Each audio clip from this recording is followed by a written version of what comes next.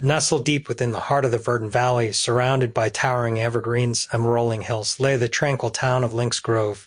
The town was a picturesque haven where the air was always filled with the sweet scent of blooming flowers and the gentle rustling of leaves in the breeze. The townsfolk lived simple, peaceful lives, tending to their gardens, trading goods at the bustling market square, and gathering in the evenings to share stories by the warm glow of the hearth. Lynx Grove was a place where everyone knew everyone, and the bonds of community were strong. Children played freely in the streets, their laughter echoing through the cobblestone lanes, while elders sat on their porches, watching over the town with a sense of pride and contentment. It was a place where time seemed to stand still, and the worries of the outside world felt like a distant dream. But beneath the surface of this idyllic town there was a sense of unease, for beyond the borders of Lynx Grove, just a few miles to the north, lay the dark forest, place shrouded in mystery and fear. The dark forest was a place where the sunlight never reached, and the trees grew twisted and gnarled, their branches reaching out like skeletal fingers. It was a place where shadows danced and whispers carried on the wind, telling of ancient evils that lurked within. The townsfolk of Lynx Grove had always been wary of the dark forest, and for good reason. Over the years, there had been tales of strange occurrences, disappearances, strange lights in the night, and the occasional sighting of creatures that defied explanation. But these stories were often dismissed as mere superstition, the product of overactive imaginations and the fear of the unknown. However, as the days grew shorter and the nights longer, a sense of foreboding began to settle over Lynx Grove. The air grew colder, and the once vibrant colors of the forest seemed to fade, replaced by a dull, lifeless gray. The animals, once abundant in the surrounding woods, began to vanish, leaving behind an eerie silence that hung heavy in the air. It was during this time that three young friends, Cale, Jorn, and Mira, began to notice the changes. Cale, brave and curious boy with mop of unruly brown hair, was the first to sense that something was amiss. He had always been fascinated by the stories of the dark forest, and he often ventured to the edge of the woods, hoping to catch a glimpse of the mysterious creatures that were said to dwell within. Jorn, Cale's best friend, was a tall and lanky boy with mischievous grin and knack for getting into trouble. He was always up for an adventure, and he often joined Cale on his expedition to the edge of the dark forest. Despite his carefree nature, Jorn had sharp mind and keen sense of intuition, and he too felt that something was not right. Mira, the third member of their trio, was a fiery red-headed girl with fierce determination and a heart full of courage. She was the voice of reason among the group, always quick to point out the dangers of their adventures, but also the first to stand by their side when trouble arose. Mira had deep connection with nature, and she could sense the changes in the forest more acutely than anyone else. As the days passed, the three friends began to notice more and more signs that something was wrong. The once clear streams that ran through the forest turned murky and foul-smelling, and the trees seemed to wither and die overnight. The birds that once filled the air with their songs were gone, replaced by an oppressive silence that made the skin crawl. One evening, as the sun dipped below the horizon and the sky turned a deep shade of crimson, Cale, Jorn, and Mira gathered at their usual meeting spot, the large oak tree at the edge of town. The tree was a favorite spot for the trio, a place where they could sit and talk, away from the prying eyes of the adults. As they sat beneath the tree, the three friends discussed the strange occurrences that had been happening in Lynx Grove. Cale was the first to speak, his voice filled with concern. "Have you noticed how quiet it's been lately?" he asked, his eyes scanning the horizon. "It's like the forest is holding its breath, waiting for something to happen."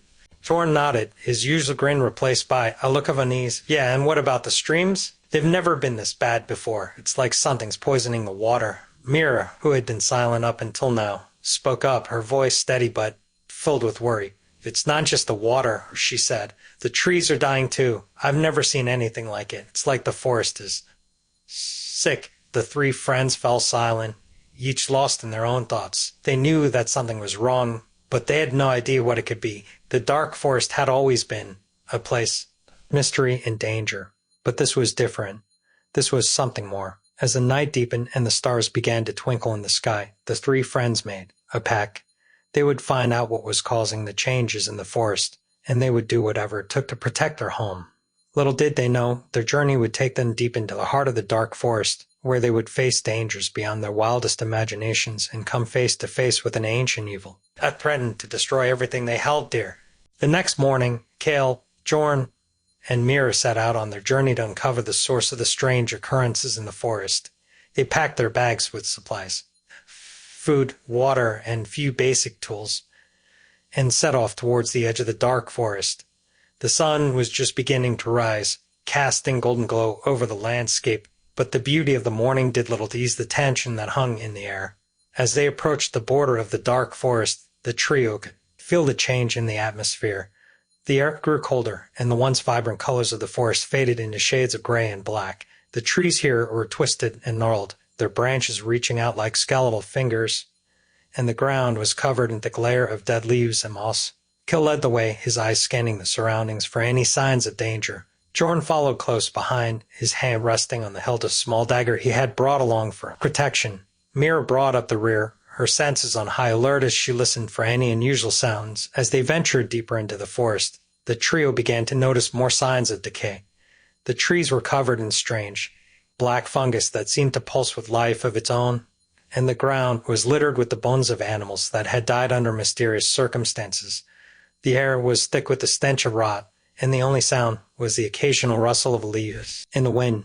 Despite the eerie atmosphere, the three friends pressed on, determined to find the source of the corruption. They had been walking for several hours when they came across a clearing in the forest. In the center of the clearing stood a large, ancient tree, its trunk twisted and gnarled, its branches reaching out like the arms of a giant. As they approached the tree, the trio noticed something strange. The ground around the tree was covered in a thick layer of webbing, and the air was filled with the sound of skittering feet. Kil, Jorn, and Mira exchanged uneasy glances, their hearts pounding in their chests. Suddenly, a loud hiss echoed through the clearing, and the trio turned to see a massive spider emerging from the shadows. The creature was unlike anything they had ever seen before. Its body was the size of a large dog, covered in thick black fur, and its 8 eyes glowed with malevolent light. Its fangs were long and sharp, dripping with venom, and its legs were covered in sharp, bristly hairs. The spider lunged at the trio, its fangs bared, and Kil, Jorn, and Mira barely had time to react.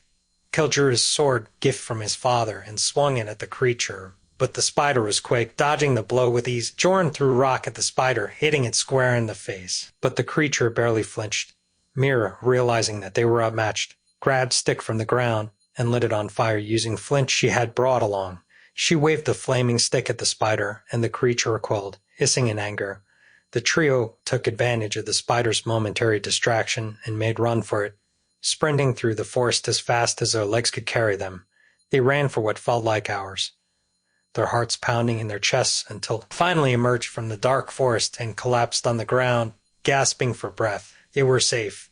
For now. But they knew that the spider was just the beginning. There was something far more sinister lurking in the depths of the dark forest, and they would need to be prepared if they were going to face it. As the days passed, the situation in Lynx Grove grew increasingly dire. The strange occurrences that Kil, Jorn, and Mira had witnessed in the dark forest began to spill over into the town itself. The once clear streams that ran through the town turned murky and foul-smelling, and the crops in the fields began to wither and die. The animals, once abundant in the surrounding woods, began to vanish, leaving behind an eerie silence that hung heavy in the air. The townsfolk of Lynx Grove were growing increasingly anxious, and rumors began to spread like wildfire. Some claimed that the dark forest was cursed, while others believed that an ancient evil had awakened and was now spreading its influence across the land. The elders of the town, who had always been wary of the dark forest, called for a meeting to discuss the situation. Kil, Jorn, and Mira attended the meeting, their hearts heavy with the knowledge of what they had seen in the forest. The elders spoke, the trio listened intently, their minds racing with thoughts of what they could do to protect their home. The elders spoke of an ancient legend, a tale that had been passed down through generations. According to the legend, the dark forest was once a place of great beauty and magic, home to powerful spirits and ancient creatures. But long ago, a great evil had risen from the depths of the forest, a being known as Matron Malachar. Matron Malachar was a powerful sorceress, a being of immense darkness and malice. She had sought to enslave the spirits of the forest and bend them to her will, but the spirits had resisted. A great battle had ensued. In the end, the spirits had managed to banish Matron Malachar to the depths of the forest, sealing her away in a prison of magic and stone. But the legend also spoke of a prophecy. prophecy that foretold the return of Matron Malachar. According to the prophecy, when the stars aligned and the veil between worlds grew thin, Matron Malachar would rise again, and her darkness would spread across the land, consuming everything in its path. As the elders finished their tale, heavy silence fell over the room. The townsfolk looked at each other with fear and uncertainty, their minds filled with thoughts of the horrors that might wait them. Cale, Jorn, and Mir exchanged uneasy glances, their hearts pounding in their chests. They knew that the legend was true. They had seen the signs with their own eyes. The spider they had encountered in the forest was just the beginning, harbinger of the darkness that was to come. As the meeting came to an end, the trio made decision. They would not sit idly by and wait for the darkness to consume their home. They would take action, and they would do whatever it took, thought Matron Malachar and her minions. The next morning, Cale, Jorn, and Mira set out on their journey to confront Matron Malachar and put an end to her reign of terror. They knew that the road ahead would be dangerous, but they were determined to see it through. They packed their bags with supplies, food, water, and few basic tools, and set off towards the dark forest. The sun was just beginning to rise, casting golden glow over the landscape, but the beauty of the morning did little to ease the tension that hung in the air. As they approached the border of the dark forest, the trio could feel the change in the atmosphere. The air grew colder, and the once vibrant colors of the forest faded into shades of gray and black. Trees here were twisted and gnarled, their branches reaching out like skeletal fingers, and the ground was covered in thick layer of dead leaves and moss. Kel led the way, his eyes scanning the surroundings for any signs of danger. Jorn followed close behind, his hand resting on the hilt of small dagger he had brought along for protection. Mira brought up the rear, her senses on high alert as she listened for any unusual sounds. As they ventured deeper into the forest, the trio began to notice more signs of decay. The trees were covered in strange, black fungus that seemed to pulse with life of its own, and the ground was littered with the bones of animals that had died under mysterious circumstances. The air was thick with the stench of rot, and the only sound was the occasional rustle of leaves in the wind. Despite the eerie atmosphere, the three friends pressed on, determined to find the source of the corruption. They had been walking for several hours when they came across a clearing in the forest. In the center of the clearing stood a large, ancient tree, its trunk twisted and gnarled, its branches reaching out like the arms of a giant. As they approached the tree, the trio noticed something strange. The ground around the tree was covered in a thick layer of webbing, and the air was filled with the sound of skittering feet. Cale, Jorn, and Mira exchanged uneasy glances, their hearts pounding in their chests. Suddenly, a loud hiss echoed through the clearing, and the trio turned to see a massive spider emerging from the shadows. The creature was unlike anything they had ever seen before. Its body was the size of a large dog, covered in thick black fur, and its 8 eyes glowed with malevolent light. Its fangs were long and sharp, dripping with venom, and its legs were covered in sharp, bristly hairs. The spider lunged at the trio, its fangs bared, and Cale, Jorn, and Mira barely had time to react. Cale drew his sword, gift from his father, and swung it at the creature, but the spider was quick, dodging the blow with ease. Jorn threw rock at the spider, hitting it square in the face, but the creature barely flinched. Mira, realizing that they were outmatched, grabbed a stick from the ground and lit it on fire using flint she had brought along. She waved the flaming stick at the spider, and the creature recoiled, hissing in anger. The trio took advantage of the spider's momentary distraction and made run for it, sprinting through the forest as fast as their legs could carry them. They ran for what felt like hours, their hearts pounding in their chests, until finally emerged from the dark forest and collapsed on the ground, gasping for breath. They were safe. For now. But they knew that the spider was just the beginning. There was something far more sinister lurking in the depths of the dark forest, and they would need to be prepared if they were going to face it. After their encounter with the giant spider, Cale, Jorn, and Mira knew that they needed to find a way to defeat Matron Malachar and her minions. They had heard tales of an ancient weapon, a blade of pure light, that had been used to banish Matron Malachar long ago. According to the legends, the blade was hidden deep within the dark forest, guarded by powerful spirits. The trio decided that their best chance at defeating Matron Malachar was to find the blade and use it against her. They knew that the journey would be perilous, but they were determined to see it through. As they ventured deeper into the dark forest, the trio encountered more and more signs of Matron Malachar's influence. The trees were covered in thick webs, and the air was filled with the sound of skittering feet. The ground was littered with the bones of animals and the occasional human skeleton, a grim reminder of the dangers that lurked within the forest. Despite the horror they encountered, the trio pressed on, their determination unwavering. They knew that the fate of Lynx Grove, and perhaps the entire world, depended on their success. After several days of travel, the trio finally reached the heart of the dark forest. There, they found a massive cavern, its entrance hidden behind a curtain of thick webs. The air was thick with the stench of decay, and the ground was covered in a layer of sticky webbing. Kel, Jorn, and Mira exchanged uneasy glances, their hearts pounding in their chests. They knew that they were about to face their greatest challenge yet. As they entered the cavern, the trio was met with a sight that filled them with dread. The cavern was vast, its walls covered in thick webs, and the air was filled with the sound of skittering feet. In the center of the cavern stood a massive throne made of twisted branches and bones, and seated upon the throne was Matron Malachar. Herself, Matron Malachar was a terrifying sight to behold. Her body was covered in thick black fur, and her 8 eyes glowed with a malevolent light. Her fangs were long and sharp, dripping with venom, and her legs were covered in sharp, bristly hairs. She was surrounded by a horde of spiders, each one larger and more terrifying than the last. As the trio approached, Matron Malachar let out a loud hiss, her eyes narrowing as she regarded them with a mixture of curiosity and malice. "Who dares to enter my domain?" she hissed, her voice echoing through the cavern. Kel stepped forward, his sword drawn, his heart pounding in his chest. "We are here to stop you, Matron Malachar," he said, his voice steady despite the fear that gripped him. "We will not let you spread your darkness any further." Matron Malachar let out a cruel laugh, her eyes gleaming with amusement. "You think you can stop me?" she sneered. "You are but children, foolish and weak. You will never defeat me." But Kel, Jorn, and Mira were not deterred. They knew that they had to try, no matter the odds. With a cry of defiance, they charged at Matron Malachar, their weapons drawn, their hearts filled with determination.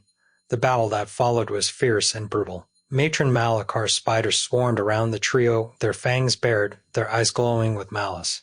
Kel swung his sword with all might, cutting down spider after spider, while Jorn used his dagger to fend off the creatures that got too close. Mira, armed with her flaming stick, set fire to the webs that surrounded them, creating a barrier of flames that kept the spiders at bay. But despite their efforts, the trio was quickly overwhelmed. Matron Malachar was too powerful, her minions too numerous. Just as it seemed that all hope was lost, a bright light filled the cavern, and the trio turned to see a figure emerging from the shadows. It was an ancient spirit, its form glowing with a pure radiant light. The spirit held a blade in its hand, a blade that shone with the light of the sun. The spirit approached the trio, its eyes filled with wisdom and compassion. "Take this blade," the spirit said, its voice echoing through the cavern. "It is the only weapon that can defeat Matron Malachar. Use it wisely, and may the light guide you."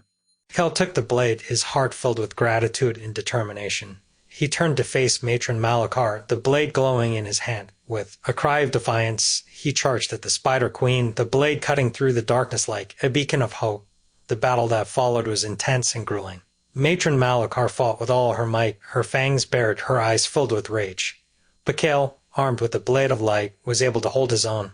With each strike, the blade cut through Matron Malachar's defenses, weakening her with each blow. Finally, with a final, powerful strike, Kel plunged the blade into Matron Malachar's heart. The Spider Queen let out a final agonized scream, her body convulsing as the light of the blade consumed her. With a loud crash, Matron Malachar's body collapsed to the ground, her form dissolving into a pool of darkness. The cavern was filled with a deafening silence as a tree stood over the remains of Matron Malachar, their hearts pounding in their chests. They had done it. They had defeated the Spider Queen and saved Lynx Grove from her darkness. As the light of the blade faded, the ancient spirit appeared once more, its form glowing with a soft, radiant light. "You have done well, young heroes," the spirit said, its voice filled with pride. "You have proven that even in the darkest of times, there is always hope.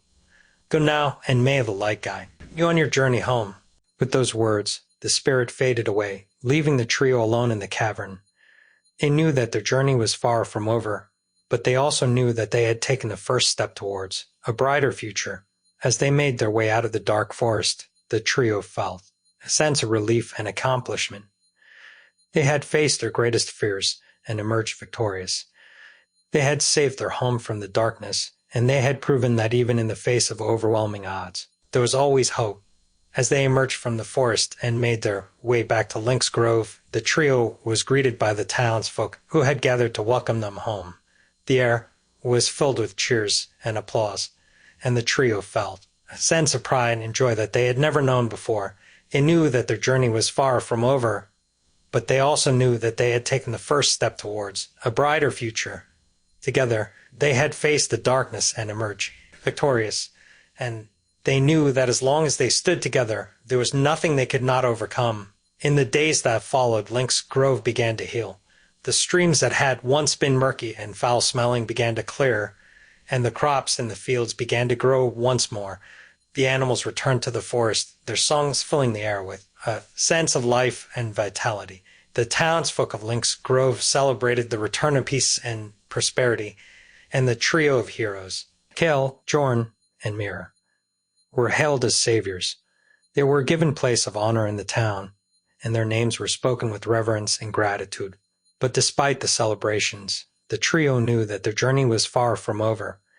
They had faced the darkness and emerged victorious, but they also knew that there were other evils in the world, other threats that needed to be confronted. As they stood together on the edge of the forest, looking out at the horizon, the trio felt a sense of determination and resolve.